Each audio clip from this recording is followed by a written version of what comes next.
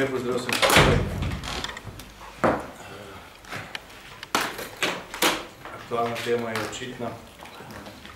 Slovenija zajel drugi val begunsko-migrantske krize. Zdaj, kratkoročno vzeto, da začnem s tem, glede na stanje pripravljenosti slovenskih organov in razpoložljivih kapacitet, Slovenija pravzaprav nima druge možnosti, kot da gledira na Avstrijo, na avstrijske oblasti, na avstrijsko vlado, da toliko beguncev oziroma migrantov, kot jih vstopijo v Slovenijo, tudi spustijo naprej čez avstrijsko mejo. Seveda pa je Avstrija vezana na sprejem, avstrijske kapacitete so po naših podatkih polne, zato je Avstrija vezana na sprejem teh ljudi, teh nesrečnikov v Nemčiji. In Nemčija je v zadnjih 2 tednih sicer zelo blago spremenila retoriko, drastično pa je spremenila ravnanje. Mislim, da je bila slovenska vlada zelo zavedena z tem dejstvom in je opazila te razlike med ravnanjem in retoriko. Med drugim je Nemčija v tem času zelo spremenila azilno zakonodajo. Nemčija ni več država, kjer bi prosilci za azil dobili denarna sredstva. Slovenija mimo grede še vedno med temi državami in bo zaradi tega dejstva postala s časoma, ko se bo to razvedelo in prekalkuliralo tudi bolj želena destinacija. Predvsem pa so v Nemčiji mnoge kapacitete, ki so jih nemške lokalne oblasti namenile za reševanje tega problema, tudi v znatni meri napolnjene. In seveda prihaja tudi do negativnih reakcij prebivalstva, kjer so recimo vzeti športne dvorane ali podobne objekte, kar se da posega v normalen način življenja v teh državah. Torej, kar je pomembno, in to je zelo pomembno za nas, ta situacija ali pa ta razplet situacije, ta smer obravnavanja migrantsko-begunskega problema oziroma vprašanja v Nemčiji se bo nadaljevala, tudi v številnih drugih evropskih državah, ker imajo zdaj širokogrudno azilno politiko, zelo pospešeno spreminjajo zakonodajo. Seveda pomeni, da se bo ta begunsko-migrantski tok začel zaustaviti.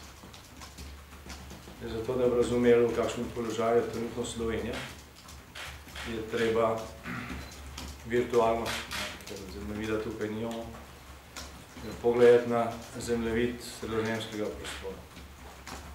Mogoče se kdo spomni, da je že pred leti, v prejšnjem desetletju, da je bila prva evropska država, ki je začela postavljati ograjo na meji Španije. To je bila meja med Španijo in Marokom. Tudi takrat je bila Španija na strani Evropske komisije precej kritizirana, relativno osamljena in njihovi klici, da je to skupni evropski problem, da namesto da jih kritizirajo, da jim bilo boljše pomagati, so odzvanjali v prazno. Španija je potem postavila ograjo in ta tok se je usmeril na zahodno sredozemlje, na srednje sredozemlje, preko Malte in Italije. To smo lahko bolj neposredno spremljali, ker je to naša soseščina. Vse tragedije in številne posledice, ki so nastajale pred našimi očmi, ampak tudi to ni prisililo celotne Evrope, da bi ta izziv sprejela kot skupen problem. Šele v zadnjem času, po mnogih tragedijah in potem, ko je bila Italija polna prebežnikov in migrantov, je prišlo do večjega nadzora nad tem delu Sredozemskega morja, kar je tudi določen del tega toka usmerilo proti jugu.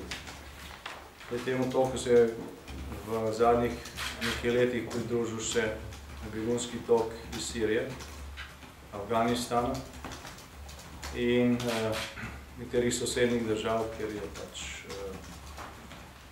motiv za to selitev, za ta beg bolj ekonomski kot varnost. Najbolj šel ta tok preko Turčije v Bolgarijo. Potem je Bolgarija zgradila žično ograjo na meji s Turčijo. Relativno potihom. Je bila sicer tudi kritizirana strani Evropske komisije, hkrati pa ni bila deležna nobene posebne pomoči pri nadzoru te zunanje meje Evropske unije. Ker ta tok ni mogoče z Bolgarijo se usmeril preko Madžarske. Makedonija, Srbija, Madžarska. Tudi Madžarska ni takoj začela postavljati ograje, ampak je najprej apelirala na celotno Evropsko unijo, naj se ta problem začne reševati kot dejansko skupni problem Evropske unije. Ti apeli so več manj padali v prazno. In potem se je tudi Madžarska odločila za postavljanje žične ograje, najprej na meji s Srbijo, kasneje nedavno tudi na meji s Hrvaško. Zdaj, zakaj ta pogled na zemljevid? Zato, da bi razumeli, v kakšni situaciji danes stojimo. Migracije so stare toliko kot človeštvo, tudi razlogi za migracije se skozi tisočletja niso bistveno spremenili, da so bodi si varnostni, bodi si ekonomski. In očitno bo še nekaj časa tako.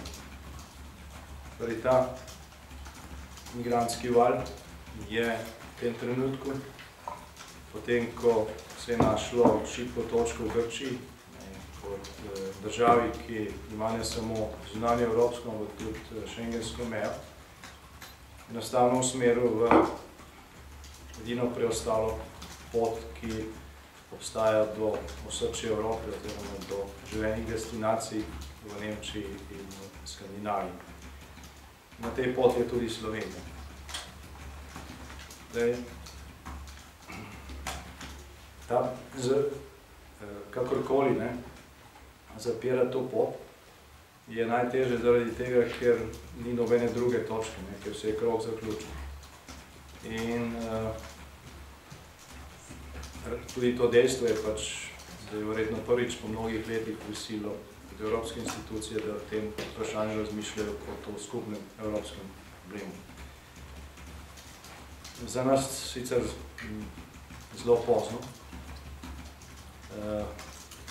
Odkrito rečeno, naše oblasti po tisti prvi preizkušnji, ki je se trajala zelo kratek čas, potem pa je Hrvaška usmerila te tokove preko Madžarske in Madžarska jih je sprejemala, se očitno kaj dosti nismo naučili. Kapacitete niso bistveno večje, mislim, da se kapacitete za zavarovanje meje. Tako sovražena beseda varnostna ograja se danes tretira nekoliko drugače. Ko pogledamo danes na stanje na naših mejah, je jasno, da je možno nezaželen vstop v državo brez nasilja preprečiti samo s tem sredstvom. Zato, da bi se meja zavarovala in striktno spoštoval Schengen, brez varnostne ograje, zato niti Slovenija, niti kakšna druga evropska država, tudi mnogo večje, nimajo dovolj človeških kapacitet. To je nemogoče. Zaradi tega države gradijo tam, kjer so veliki varnostni problemi in tveganje pač te varnostne ograje, ki so tako sovražno sprejete v velikem delu javnega mnenja, ampak dejstvo je, da je to edini način, da se brez nasilja prepreči nezakonito dejanje. Če mora poseči bodi si policija, bodi si vojska, to zelo težko stori brez uporabe prisilnih sredstev in tega si seveda nihče ne želi, najmanj tak nesrečniki, ki so na drugi strani.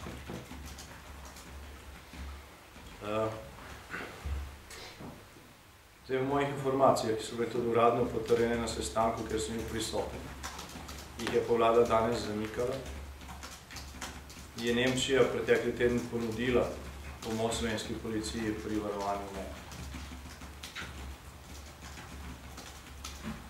V tem sestanku je bilo rečeno, da Slovenija te pomoči ni sprejela zaradi tega, ker je to v nasprotju z pravili Frontexa. In da smo videli v zadnjih dneh, jaz sam nisem še obrat teh pravilnikov, ampak videli smo v zadnjih dneh, da so države Višegrajske skupine oblikovali takšne skupne sile. Da danes države Srednje Evrope, razen Slovenije, skupaj varujejo madžarsko mejo. Tam lahko najdete tudi poljske, češke oziroma slovaške policiste.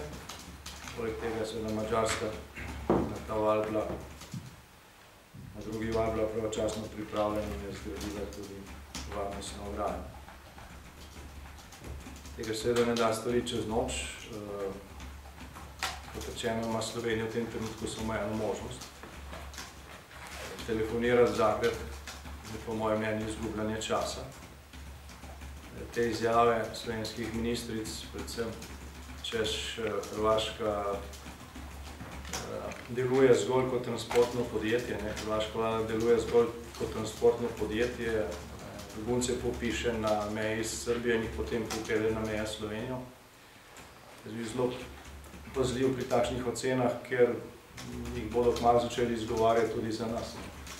Vse kaj pa dela Slovenija, tudi popiše begunce na meji s Hrvaško in jih pelje na mejo z Avstrijo. Tako da Hrvaška ima sicer obveznosti, ker je država članica, ki ima zunanjo mejo, nima šengenske, ima pa zunanjo mejo Evropske unije, vendar pa je na drugi strani Srbija, ki ni država članica. Ni država članica in jaz verjamem, da imajo v Zagrebu podobne težave s komunikacijo z Beogradom, kot jih ima Ljubljana z Zagrebom, ker smo v tej verigi.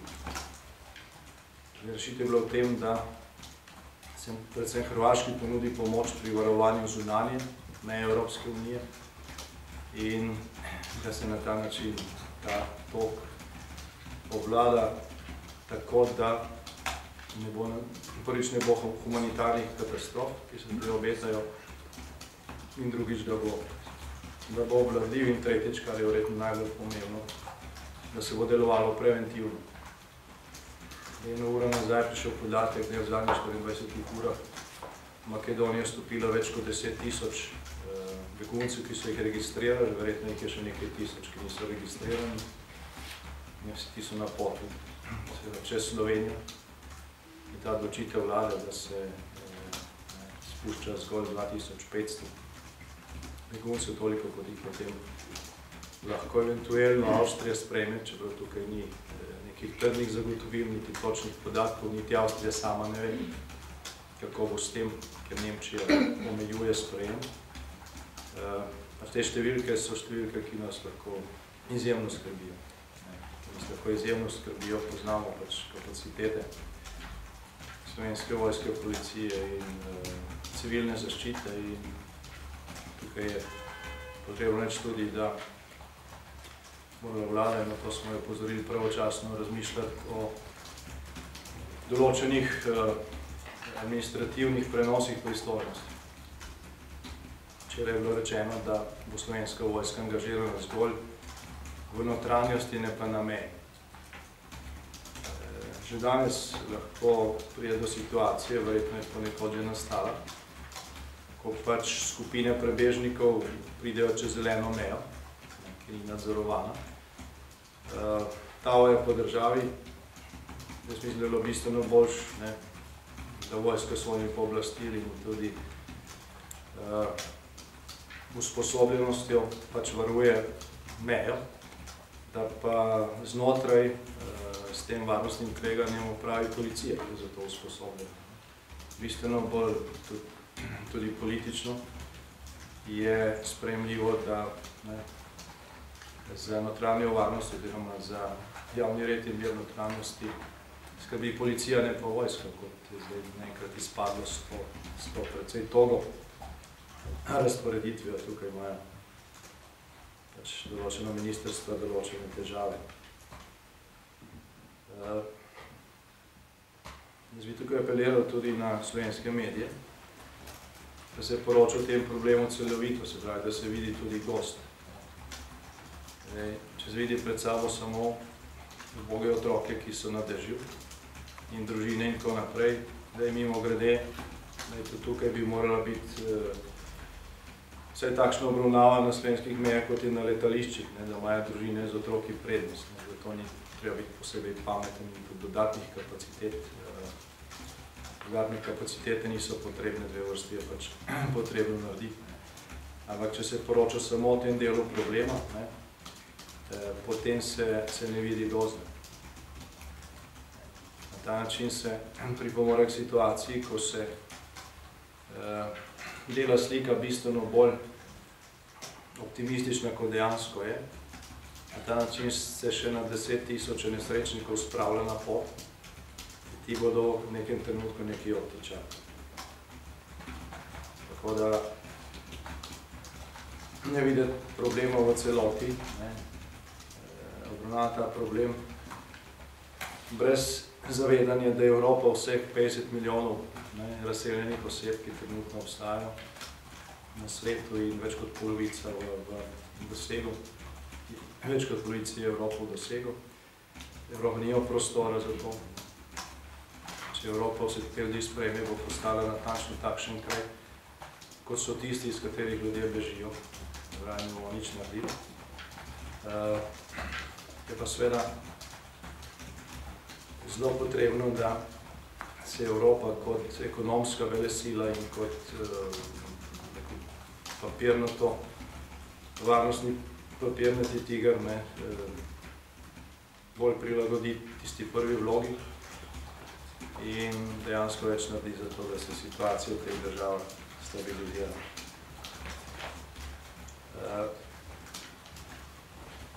Tukaj je potrebno opozoriti tudi na to, da če smo že prvo lekcijo vzeli prelahko, da je vsaj to zadnjo potrebno vzeti resno. Zdaj smo imeli nek sestanek nekaterih odborov, delovnih teles v tem državnem zboru, pa tudi, mislim, da je bilo prejavno rečeno na vladni tiskovni konferenci, da vlada ne razmišlja o tem, da bi postavljala varnostno ograjo in tako dalje. To dejansko se ne da v 2 dneh tega narediti. Ampak predstavljate si situacijo, ko bo to stanje trajalo in se bo še poslabševalo. Mi pa se bomo delali, kot da enostavno ne moramo ali pa ne znamo nič narediti. Mi smo sprejeli tuje pomoči, zavarovanje meje, tehničnih sredstev, s katerimi se da preprečiti nasilje. Se ne pripravlja, kaj torej počnemo. V bistvu se vlada postavila v situacijo talca in s tem tudi celo državo. Popolnoma smo odvisni od tega, kar bo prišlo in od ravnanja drugih držav. Mislim, da takšna situacija ali pa takšen položaj ni zaželjen niti strani državljank in državljanov, in še manj bi moral biti zaželjen strani vlade. Opozoril bi še na eni vidik, ki se zanemarja, katerega se skušamo opozarjati tudi na evropskih forumih, je stvar premalo slišana. To pa je vprašanje dolgoročne usode beguncev, ne migrantov, ampak beguncev. Zdaj, begunec je po definiciji nekdo, ki beži svojega doma zato, ker je bodi si ogroženo njegovo življenje, bodi si njegovo premoženje, ali oboje več. Naravni motiv teh ljudi je, da ta beg traja čim manj časa, da ta čas preživijo čim bolj varno in seveda čim bližje domu, da se bodo prej in lažje vrnili. Zdaj, veliko teh ljudi, ki so kot begunci šli proti osrčju Evrope, je nekaj let potrpežljivo čakalo. Dejansko bodi si kot razseljene osebe znotraj Sirije, recimo deloma Afganistana, potem verjetno nekateri leta v begunskih taboriščih v Libanonu, Jordani in Turčiji, pa potem, ko so videli, da se situacija doma ne rešuje, začelo iskati bolj trajne rešitve. Da se je kategorija begunstva začela zlivati s kategorijo migrantov, ki iščejo boljše okolje za za življenje, ne iščejo samo večjo varnost. In je vprašanje, ali se tudi poslavljajo od ideje oziroma od želje, da se motiva, da se ljudje vrnejo domov. Zdaj, kdo se je podal na pot? Najbolj so se podali na pot tisti, ki so seveda lahko privoščili te stroške. V tem zadnjem valu, po informacijah, ki smo jih pred dnevi slišali v Bruslju, prevladuje, recimo, ko gre za Sirijo, njihov srednji razred, se pravi ljudje, ki so imeli doma določeno imetje, so večinoma to imetje prodali preko različnih agencij, ki so rasle kot gobe po dežju v Istanbulu in drugo, za zelo nizko ceno in se s tem poslovili od upanja, da bo vojne v Siriji kmalu konec in da se bodo lahko vrnili nazaj in z vsem imetjem, ki ga imajo, iščejo nov dom in novo življenje. Zdaj, z njihove strani je seveda ta motiv popolnoma razumljiv in tega ni možno zameriti. Treba se je povprašati, kaj se bo dolgoročno dogajalo z državami, kot so Sirija ali recimo Libija. Če bo iz teh držav pobegnilo vse znanje, ali če se izrazim, kot sem se prej, če bo ves ali pa večina srednjega razreda iz teh držav odšlo, kakšne so možnosti, da se življenje v teh državah stabilizira tudi potem, recimo, ko prenehajo vojaški spopadi. Zelo šibki.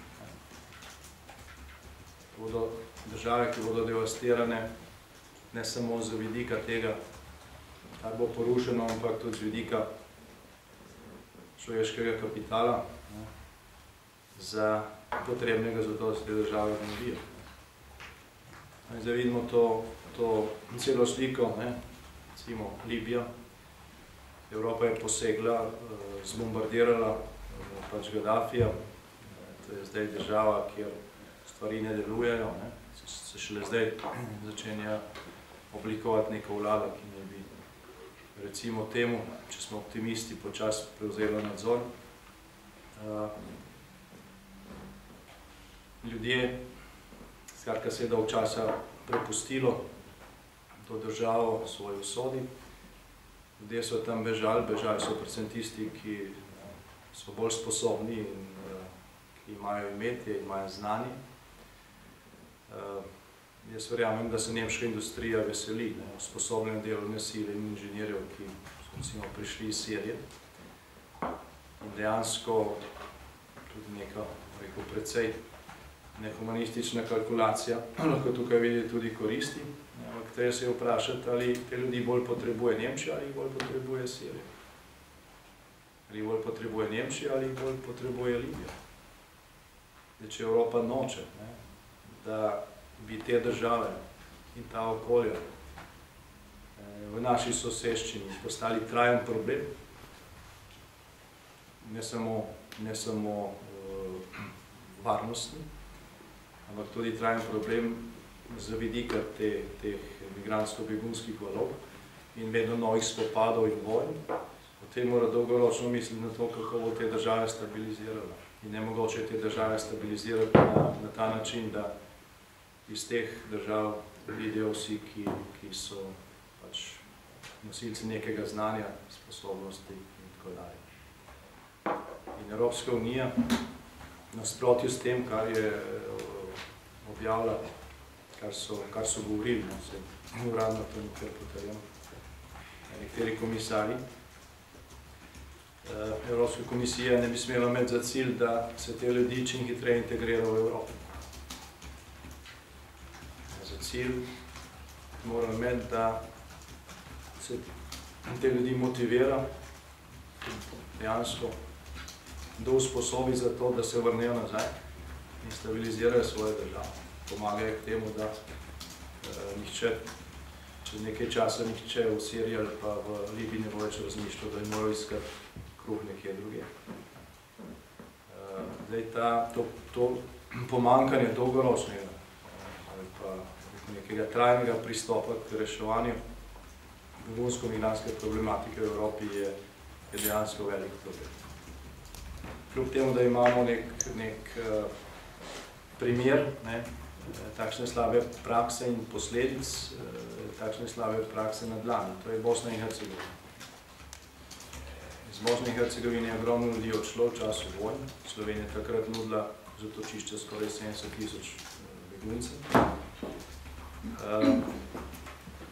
Nekateri so se vrnili, še več jih je odšlo seveda v zahodno Evropo in tudi na druge celine. Nekateri so se vrnili, mnogi pa se niso. Nažalost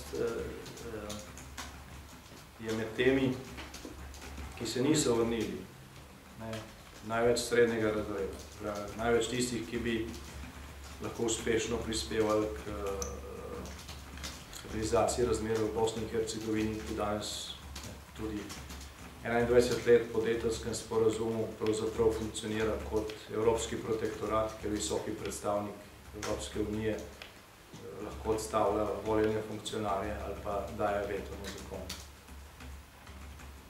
To je nek primer, kaj se zgodi za državo, kjer vojna pravzaprav osiromaši ne samo materialne podlage za normalno življenje, ampak tudi človeški kapital. Tako da,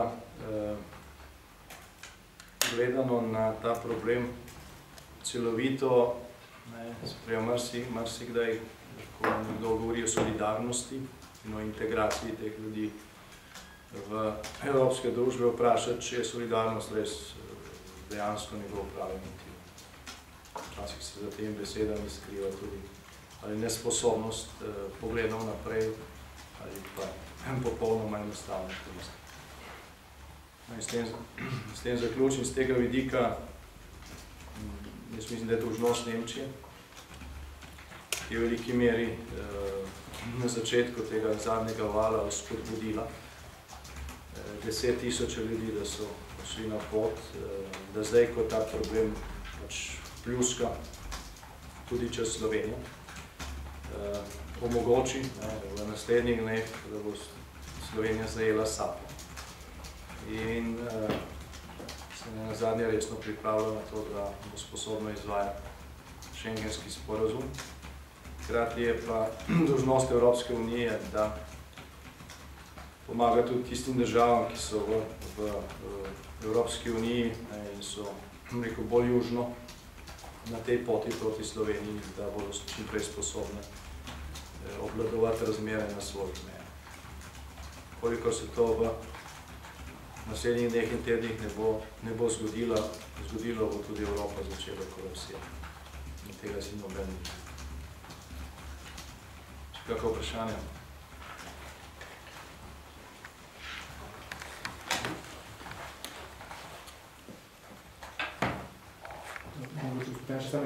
Vi ste bil v soboto na vrhu Sveta za nacionalno varnost. A je tam vlada napovedovala še kakšne druge ukrepe, sprašujem konkretno, razen te vojske, ki so potem že tako še isti dan sprejeli? So vse omenjali še kakšne? Edini sklep, ki ga je svet sprejel, jaz nisem član sveta, jaz sem samo vabljen. Edini sklep, ki ga je svet sprejel, je bilo angažiranje vojske. Jaz sem opozoril na to, da naj lahko pridemo v situacijo, ko bo dejansko tudi zaradi omejenosti naših kapacitet bistveno bolj smiselno, da se vojska angažira na meji, pa policija v notranjosti. Vendar nisem zasledil, da bi kasneje vlada kakorkoli razpravljala o tej možnosti. Bo pa situacija sama prinesla. Po mojem mnenju je to pač, kar je bilo na sami seji sveta, pa tudi kasneje glede na sporočila, ki smo jih bili deležni za seje vlade. Vlada je naredila napako, da je pričakovala situacijo podobno, kot je bilo v prvem valu. Pravi 1000 do 2000 ljudi, gladko sprejemanje Avstrije in tako naprej. Nobena vojna ni takšna, kot se pripravljaš na prejšnjo. Jo bo zgubil. Mislim, da ga to opozoril, da zaradi te opazne razlike med počasno spremembo retorike in hitro spremembo praksi in ravnanja v Nemčiji, delno tudi v Avstriji, ki temu sledi. Ni možno pričakovati, da boste zjutraj prebrali v časopisju, da je Nemčija zaprla meje, ali pa da je Avstrija zaprla meje. Oni tega nikoli ne bodo rekli. Če bodo oni zaprli meje, jih bodo na meji Srbije. Hrvaška, ker imajo pač instrumente, da v takšne situacije prevedejo. Bodo pa sprejemali ukrepe, na podlagi katerih se bo tehnično omejil dotok beguncev in to se je zgodilo. To se je zgodilo. In ta pritisk se potem porazdeli po celi poti. Situacija, kot jo imate na slovenski meji s Hrvaško, takšne situacije ne boste videli na meji med Avstrijo in Nemčijo. Oni imajo tega problema, ker do tja pride problem, že delamo presijanje in urejanje. Ker pa so ga v veliki meri povzročili, s tem, ko so relativizirali Dublinski sporazum in Schengen v septembru. Mislim, da so zdaj dolžni to zaustavljanje narediti na ta način, da tiste države, ki smo zdaj najbolj zadete, ne bomo nosile glavnih posledic. V tem trenutku je glavna tarča Slovenija. Kako pa komentirate zdaj ta zadnji besedni ping-pong med vladama obeh držav, torej Slovenije in Hrvaške? Danes zjutraj se zdi, da je zadeva precej eskalirala, oziroma od včeraj popoldne, če lahko temu tako rečemo. Kaj lahko to pomeni za same slovensko-hrvaške odnose? No, jaz mislim, da tukaj ne gre toliko za kakšne globlje motive, ne gre enostavno za pač to urgentno situacijo, ki pa je Slovenija, moram reči, rešuje na zelo podoben način kot Hrvaška. In to tudi javno najavlja. Se pravi, organizira transport od ene meje do druge. In druge zdaj obtoževati, da delajo isto, kar sam počneš, je pač koliko neverodostojno. In namesto tega obtoževanja in iskanja rešitev zgolj za naslednjo uro, pa nekaj ure, bi morali ljudje vse skupaj in se zmeniti, kje pa je problemi obvladljivi. In se tudi dogovor, da se sporazumi, ki veljajo v Evropski uniji, spoštujejo. In državam, ki so tukaj potem na udaru, v tem primeru je to konkretno meja med Hrvaško in Srbijo, tudi pomagati. Tudi slovenski policisti bi morali pomagati potem na mejo med Hrvaško in Srbijo, zato da se ta problem obvlada. Ampak na kak način? Koga sploh dejansko spustiti, kako to mejo po vašem mnenju varovati? Trenutno obstaja regulativa, ki se reče Schengen. Madžarska od sobote naprej ta sporazum striktno spoštuje. In nasprotju s tem, kar se je poročalo, ali pa kar se misli v javnosti, to ne pomeni, da je meja nepropustna za prosilce za azil. Samo postopek se izvede v skladu z predpisi in šengenskim sporazumom. Madžarska ima recimo 2 mejna prehoda na meji med Madžarsko in Srbijo in 2 mejna prehoda na meji med Madžarsko in Hrvaško, kjer spuščajo v državo tudi prosilce za azil. In ti prihajajo, ampak jih je nekaj 100, ni nekaj 10 000 v tem času. In izvedejo cel postopek tako, kot se je izvajal do septembra letos, ko se je to zelo razrahljalo. In seveda veliko znotraj tega vala je veliko ljudi, ki ne izpolnjuje pogojev za azil. In oni ne bodo šli na tiste mejne prehode, kjer se to striktno dela, ampak bodo šli na Obrežje, ker vejo, da bodo šli v masi na avtobus, da jih bodo vprašali po imenu, poveš lahko katerokoli ime, dokumenta nimaš in greš naprej vse do Nemčije. Kjer se potem šele začne tisti postopek, ko se ugotavlja identiteta, prstni odtisi in vse ostalo, kar je potrebno. Nemčija to striktno izvaja. ne izvaja drugega dela, ki pomeni oziroma ki predstavlja vračanje. Tiste prosilce za azil, ki ne izpolnjujejo pogojev, pač država, kjer se nahaja, potem vrne nazaj. Tisto državo, odkudar so prišli. Ne tisto izvorno, pač tisto državo, iz katere so prišli v Nemčijo, kolikor se to da ugotovi. Problem je, ker ta del ne funkcionira. Prejšnji četrtek sem poslušal zelo dolgo razlago nemške kanclerke Merklove, ki skuša zdaj pač nekako osvetliti ta nemški položaj in ga tudi opravičiti, če hoče, da temu tako rečem, tako izgledati. Navajala vrsta stvari, ki jih mi ne poznamo, vsaj jaz sem jih slišal prvič. Tudi dejstvo, da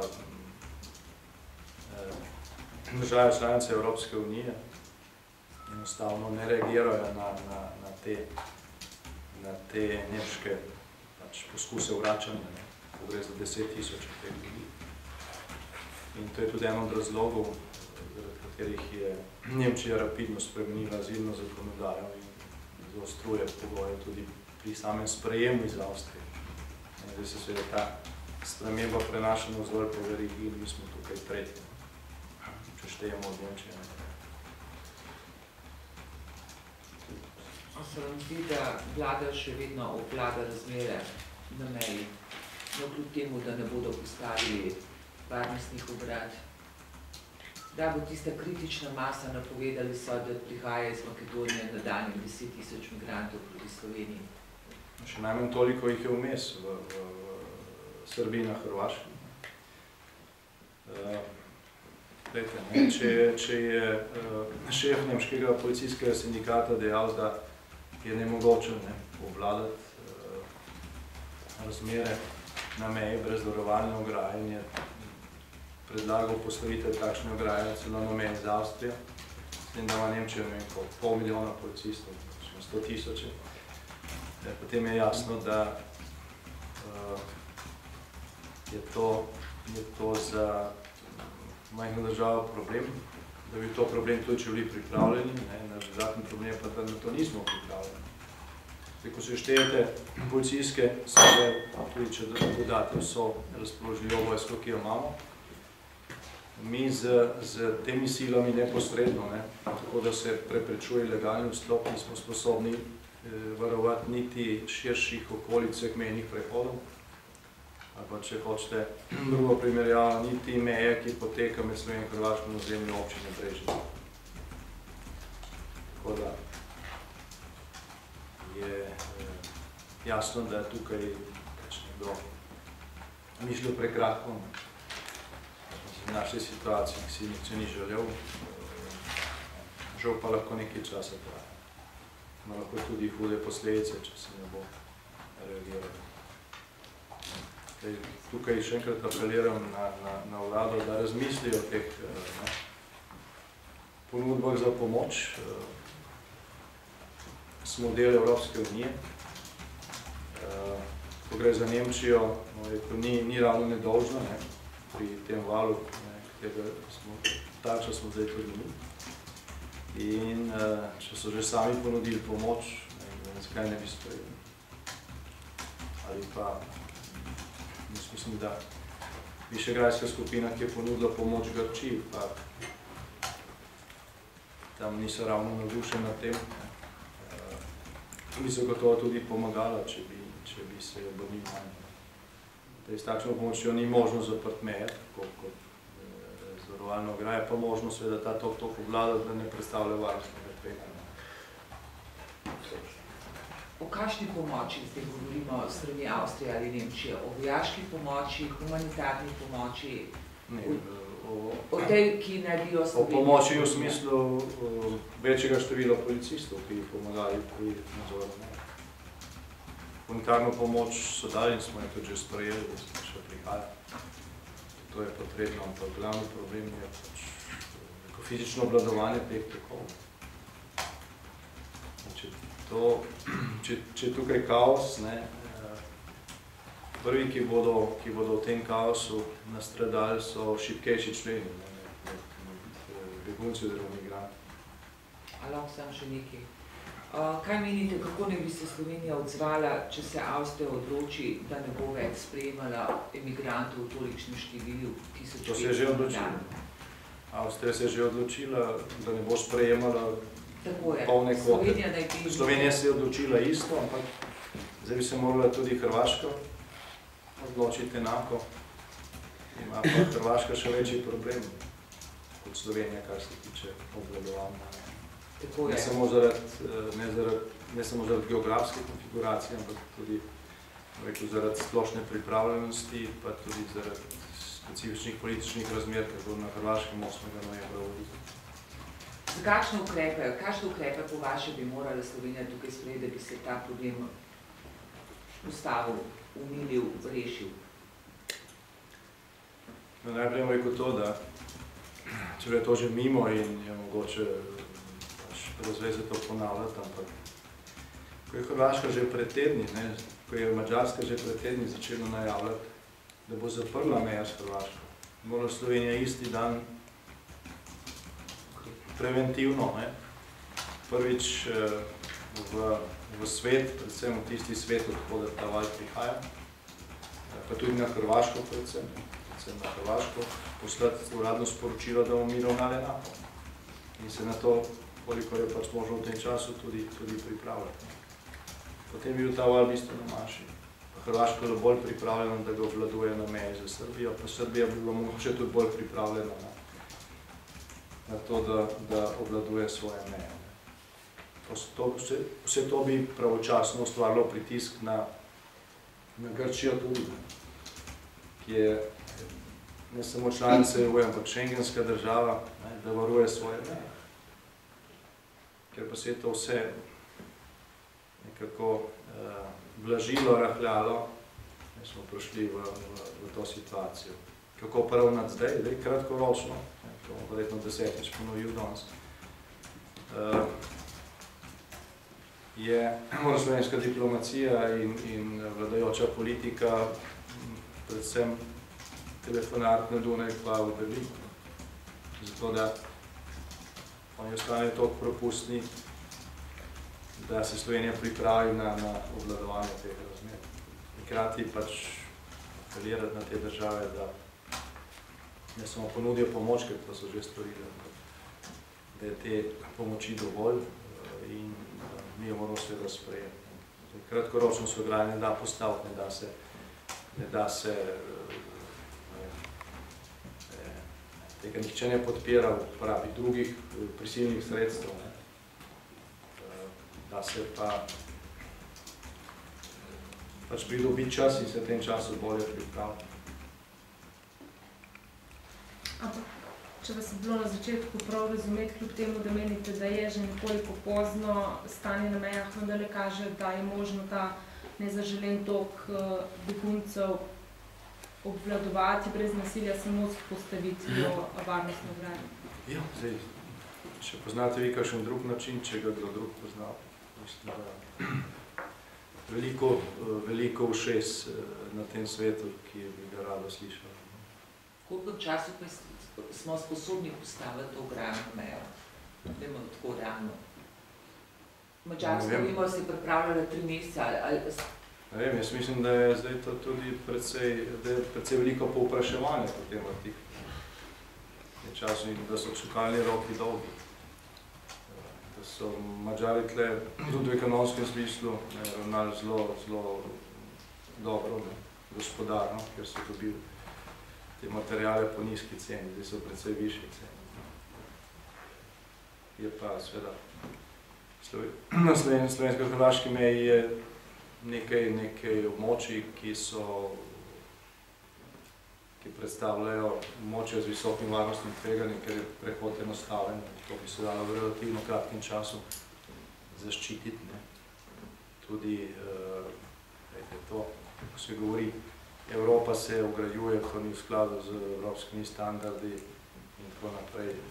Te ograje se ne postavljajo proti drugim evropskim državam, to je vsakemu jasno. Te ograje se postavljajo zato, ker se pač varuje skupna evropska družina. To je pomembno. Meje so še vedno pomembne. Meje so še vedno pomembne. V zgodovini so vedno bile. Rimski imperij je propadel, ko ni bil več sposoben kontrolirati lastnih meja. Od takrat naprej se ni spremenilo, kvečemo so meje še bolj regulirane. Schengenski sporazum je vesoljska znanost za rimsko pravo, recimo. To samo naprej. Tega se je treba zavedati. Tudi splošne situacije, če pogledamo naprej, ta problem se ne bo samo od sebe rešil. Poglejte na zemljevide Evrope in sosedstva, vzhodnega, mediteranskega, azijskega. Videli boste, pa si narište na posamične države dohodek na prebivalca in boste videli eno območje blagostanja. Kakorkoli si že mislimo mi o naših plačah in tako naprej, v primerjavi z plačami v Afganistanu ali pa v Siriji ali pa v Libiji ali pa v Afriki. So to visoke plače, poleg tega je to več ali manj območje miru, relativno visokih standardov zaščite človekovih pravic, življenja in tako dalje. In ni možno zameriti tistim, ki to vidijo in so zunaj in živijo v bistveno drugačnih okoliščinah, da v Evropi vidijo neobljubljeno deželo. Ta razlika se je zgolj povečevala, te vojne so še dodatno razrahljale situacijo. Evropska unija sicer nudi, Evropska unija prva na svetu po imenovani razvojni pomoči za te države. Milijarde gredo za njo, vendar je učinkovitost vprašljiva. Premalo se dela predvsem na pravični delitvi in investiranju v porabi. Tudi to, mogoče sem to prej pozabil omeniti. Ta sredstva, ki se zdaj dajo za enega begunca v Italiji. Ta podatek poznam, ker smo se pogovarjali z italijanskimi parlamentarci pred kratkim. S tem istim denarjem, ki ga recimo v Evropi, v Italiji namenijo za to, da enega prosilce za azil pač ohranjajo pri normalnih razmerah v Italiji, ker so cene visoke in tako naprej. S tem istim denarjem lahko v nekem bolj organiziranem begunskem taborišču v Jordaniji poskrbite za 10 ljudi. Za 10 ljudi. S tem, da bi en pomemben del te pomoči moral biti, ko gre za pomoč, ki se usmerjajo v te begunske centre, za šolanje otrok tam.